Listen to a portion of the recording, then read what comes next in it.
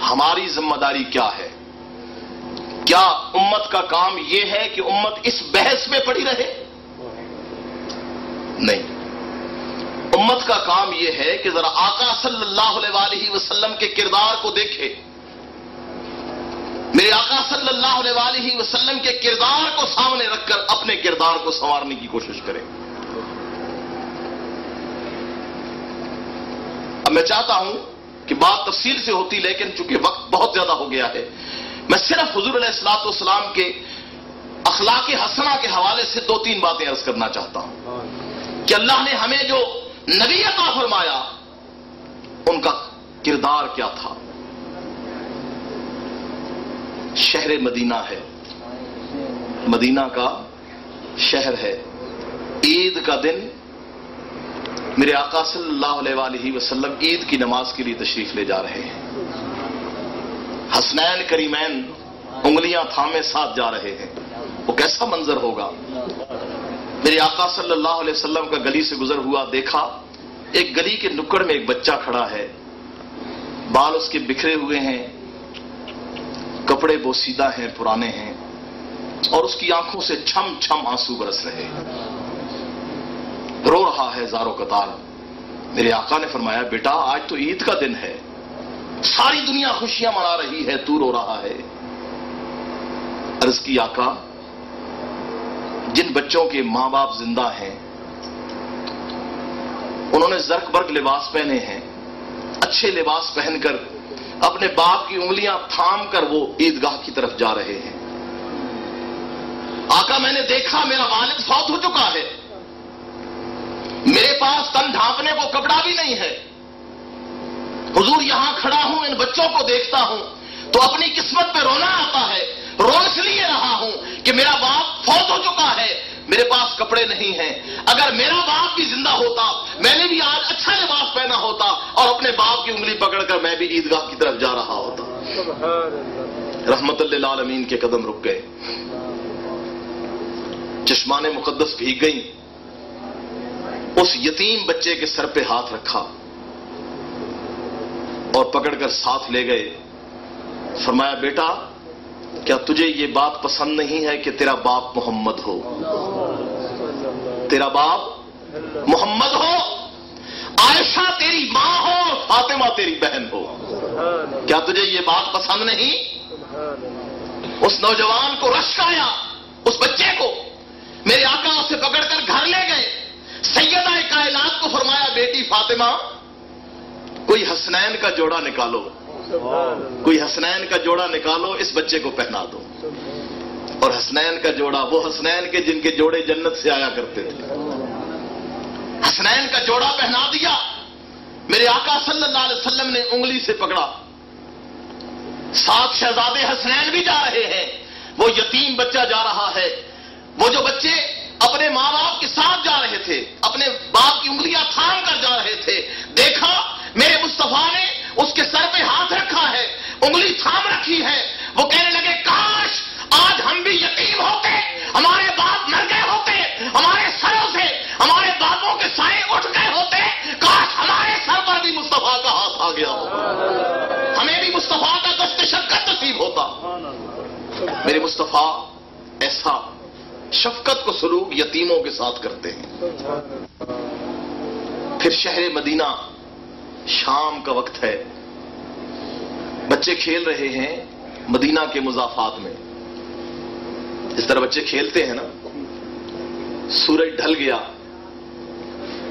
سورج ڈوب گیا، اندھیرا چھانے لگا، ایک یہودی نکلا شہر مدینہ سے اور اپنے بچے کو آواز دے کے کہنے لگا بیٹا گھر آ جاؤ، رات ہو گئی ہے، اندھیرا چھا رہا ہے، گھر آ جاؤ۔ تاجدار کائنات کا گزر ہوا، میرے آقا نے فرمایا اے یہودی اس بچے کو آواز نہ دے، سارے بچے ہیں کھیل رہے ہیں، کھیل کے گھر آ جائیں گے۔ اس نے کہا میں تو اپنے بیٹے کو بلا رہا ہوں، میں نے تو کسی اور کے بچے کو نہیں بلایا۔ فرمایا نہیں تم اپنے بیٹے کو بھی نہ بلاؤ۔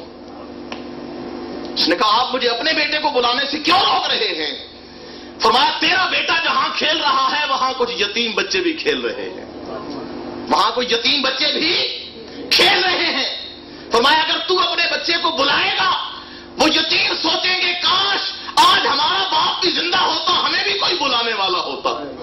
ان یتیموں کے وہ دلوں کا آب گینا ٹوٹ جائے گا. اپنے بچے کو نہ بلا تاکہ یتیموں کا دل رہ جائے. اس یہودی کے پاؤں تلے سے زمین نکل گئی. اس نے کہا یہ ایسا رسول ہے جو یتیموں کے ساتھ بھی ایسی لجبالی کرتا ہے. اس نے کہا حضور مجھے کلمہ پڑھا دیجیے, میں مسلمان ہونا چاہتا ہوں. پھر غلاموں کے ساتھ جو سلوک آپ نے فرمایا, آپ کے غلام ہیں حضرت زید بن حارث رضی اللہ تعالیٰ عنہ, منڈیوں میں بکتے ہوئے آئے اور حضرت خدیجۃ الکبریٰ کے پاس. سیدہ خدیجۃ الکبریٰ نے حضور علیہ الصلوۃ والسلام کے حوالے کر دیا, میرے آقا نے آزاد فرما دیا. حضرت زید حضور کی خدمت میں رہے, وقت گزرتا رہا. حضرت زید کی چچا طویل مسافت طے کرتے ہوئے ڈھونڈتے ہوئے مکہ مکرمہ پہنچ گئے. حضور علیہ الصلوۃ والسلام کی بارگاہ میں حاضر ہوئے, عرض کی حضور سنا ہے ہمارا بیٹا آپ کے پاس ہے, آپ جو قیمت اس کی لینا چاہتے ہیں, ہم جانتے ہیں غلام ہے منڈیوں میں بکتا ہوا آیا ہے, آپ کے پاس ہے, تو جو قیمت آپ لینا چاہتے ہیں حضور ہم وہ قیمت دینے کو تیار ہیں. زید کی ماں بہت پریشان ہے, اس کی ممتا تڑپ رہی ہے, اس کے باپ کی آنکھوں کی بینائی کھو گئی ہے. حضور کرم فرمائیں, میرے آقا صلی اللہ علیہ وسلم نے فرمایا مجھے زید کی کوئی قیمت نہیں لینی, میں زید کو آزاد کر چکا ہوں, میری طرف سے اجازت ہے, ہاں زید سے پوچھ لے کہ تیرے ساتھ جانا بھی چاہتا ہے یا نہیں. اب غلاموں کے ساتھ سلوک کیسا ہے, رہائی مل گئی, باپ کی شفقت یاد دلائی جا رہی ہے کہ تیرا باپ آنکھوں کی بینائی کھو بیٹھا ہے, ماں کی ممتا یاد دلائی جا رہی ہے, تیری ماں تیری یاد میں تڑپ رہی ہے. جب چچا نے کہا بیٹا زید تیرے مالک نے تجھے آزاد کر دیا ہے, چل میرے ساتھ, تیری ماں بے چین ہے, تیرا باپ پریشان ہے. حضرت زید نے کہا چچا جان آپ مجھے میرے باپ کی شفقت یاد دلا رہے ہیں, میری ماں کی ممتا یاد دلا رہے ہیں, مجھے اللہ کی عزت کی قسم جو محبت مجھے بارگاہ مصطفیٰ سے ملی ہے وہ کائنات میں کہیں اور سے نہیں مل سکتی. اس بارگاہ میں آ کر میں اپنے باپ کی شفقت قربان کر سکتا ہوں, اپنی ماں کی ممتا قربان کر سکتا ہوں, میں زندگی بھر یہاں رہنے کا عزم کر چکا ہوں, میں مر تو سکتا ہوں لیکن اس در کو چھوڑ کے کہیں نہیں جا سکتا. یعنی غلاموں کے ساتھ آپ یہ سلوک فرما رہے ہیں, غلاموں کے ساتھ آپ کا سلوک ایسا ہے. دشمنوں کے ساتھ یہودی ہے, یہودی میرے آقا کا خدمتگار ہے, کبھی آ کے چھوٹی موٹی خدمت کر دیتا ہے, گھر کا پانی بھر لاتا ہے, ساری زندگی آتا رہا, جوان تھا. کچھ دن نہ آیا, میرے آقا صلی اللہ علیہ وسلم نے پوچھا وہ نوجوان نظر نہیں آتا, عرض کی حضور بہت بیمار ہے اور بستر مرگ پہ ہے. میرے آقا تشریف لے گئے, جا کر اس کے پاس بیٹھ گئے.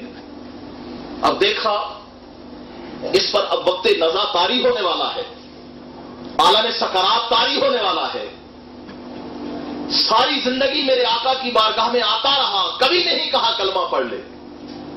اب یہ دیکھا یہ دنیا سے جا رہا ہے, غیرت نبوت نے گوارا نہیں کیا کہ جو ساری زندگی میرا خدمتگار رہے جہنم میں چلا جائے. پاس بیٹھے, فرمایا بیٹا کلمہ پڑھ لے. وہ جو نوجوان یہودی کبھی میرے آقا کے چہرے کو دیکھتا, کبھی اپنے باپ کو دیکھتا. باپ سمجھ گیا بیٹا مسلمان ہونا چاہتا ہے. اس نے کہا بیٹا اگر مسلمان ہونا چاہتا ہے میری طرف سے اجازت ہے. بس کلمہ پڑھا, جو ہی کلمے کے الفاظ ختم ہوئے روح قبض انصری سے پرواز کر گیا. میرے آقا صلی اللہ علیہ وسلم نے فرمایا صحابہ کرام اب اسے لے چلو, اس کی تجہیز و تکفین اب ہم کریں گے. ایک نوجوان مکہ مکرمہ میں رہتا تھا, مکہ مکرمہ میں باپ فوت ہو گیا. حضور علیہ الصلوۃ والسلام چونکہ ہجرت کر کے مدینہ منورہ جا چکے تھے, اس نوجوان کا باپ فوت ہو گیا. اس نے یہ ارادہ ظاہر کیا کہ میں اب مدینہ منورہ جا کر مسلمان ہونا چاہتا ہوں. چچا نے گھر سے نکال دیا, فرمایا جاؤ نکل جاؤ، تمہارے باپ نے ورثے میں ایک چادر چھوڑی تھی یا ایک کمبل تھا، بس یہ تمہارا ہے، باقی تمہارا کچھ نہیں، جاؤ نکل جاؤ۔ اس نوجوان نے اس کے 2 ٹکڑے کیے، ایک تہبند باندھ لیا اور ایک اوپر لوڑ لیا، منزلیں طے کرتا کرتا کرتا کرتا مدینہ منورہ پہنچ گیا۔ دن کا وقت تھا، تھکا ہارا مسجد نبوی میں پہنچا، لیٹا، آنکھ لگ گئی، سیدنا فاروق اعظم تشریف لے آئے۔ فاروق اعظم نے دیکھا ایک شخص مسجد میں لیٹا ہے، آپ اس کے قریب آئے اور آپ نے یوں پاؤں کی ٹھوکر مار کے اس کو کہا مسجدیں سونے کے لیے نہیں ہیں، اللہ کی عبادت کے لیے۔ فرمایا اگر مجھے تیرے دیہاتی اور عرابی ہونے کا خیال نہ ہوتا میں تجھے دھکے دے کر مسجد سے نکال دیتا۔ ابھی آپ نے یہ کلمات کہے تھے کہ ادھر سے میرے مصطفیٰ تشریف لے آئے، مسجد نبوی کے دروازے پہ آئے، فاروق اعظم کی یہ گفتگو سنی، فرمایا عمر رک جا، اس سے آگے ایک جملہ بھی نہ کہنا، اگر یہ نوجوان ناراض ہو گیا تو رب ناراض ہو جائے گا، یہ بڑی محبت لے کے آیا ہے۔ اس نے کلمہ پڑھا، مسلمان ہو گیا۔ چند دن بیتے، آواز آ گئی جہاد کا حکم ہے، یہ نوجوان چلا اور داد شجاعت دیتا ہوا شہید ہو گیا۔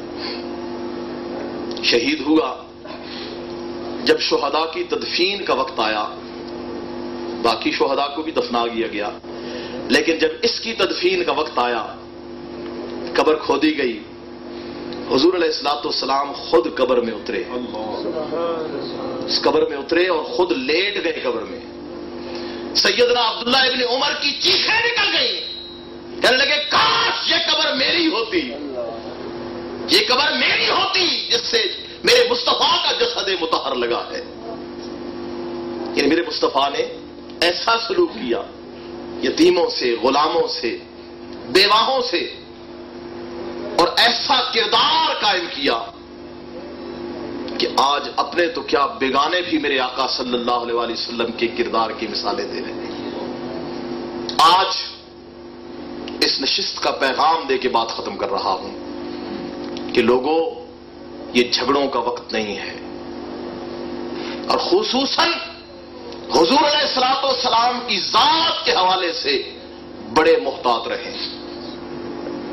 آج بدقسمتی سے لوگوں کی زبانیں کھل گئیں، بغیر سوچے سمجھے جو جی میں آیا نکال دی منہ سے۔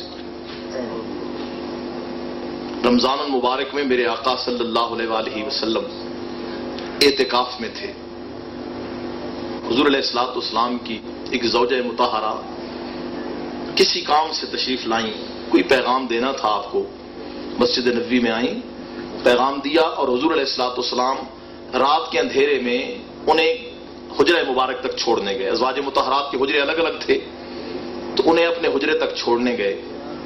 راستے میں ایک صحابی ملے، رات کا اندھیرا ہے، صحابی قریب سے گزرے، جب گزر گئے میرے آقا نے آواز دیا فلاں ٹھہر جاؤ۔ جی یا رسول اللہ۔ میرے آقا نے فرمایا یہ میرے ساتھ جو خاتون ہے نا، یہ ام المومنین تمہاری ماں فلاں ہے۔